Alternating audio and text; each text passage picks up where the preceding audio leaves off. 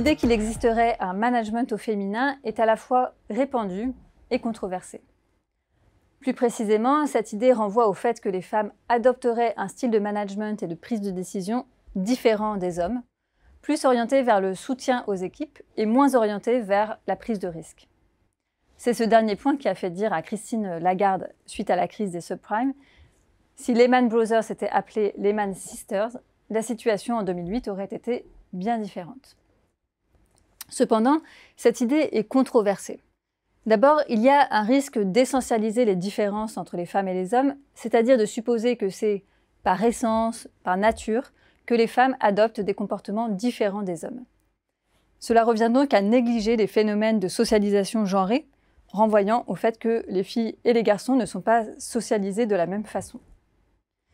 Cela revient aussi à négliger les grandes différences qui peuvent exister entre les femmes ou entre les hommes. Par ailleurs, il y a un risque de performativité.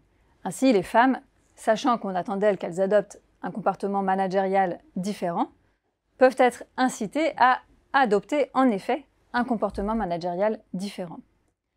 Cela tend donc à reproduire des normes de genre déjà très présentes et pesantes.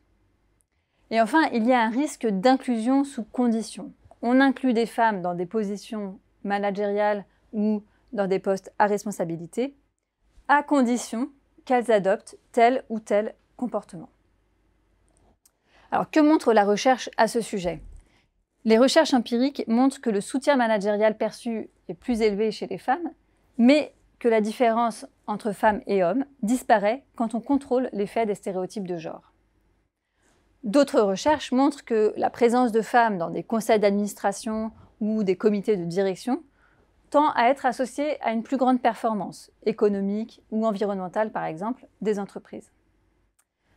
Cependant, les mécanismes derrière ce fait stylisé sont complexes et difficiles à appréhender. Ainsi, plus que la présence en elle-même de femmes, cela peut être la mixité, c'est-à-dire la coopération entre différents types de profils, qui permet des décisions plus éclairées. Ce qui est valable pour le genre l'est aussi pour d'autres formes de diversité. La diversité des milieux sociaux d'origine, des diplômes, des nationalités peut permettre de mieux appréhender les évolutions des marchés, les risques, etc.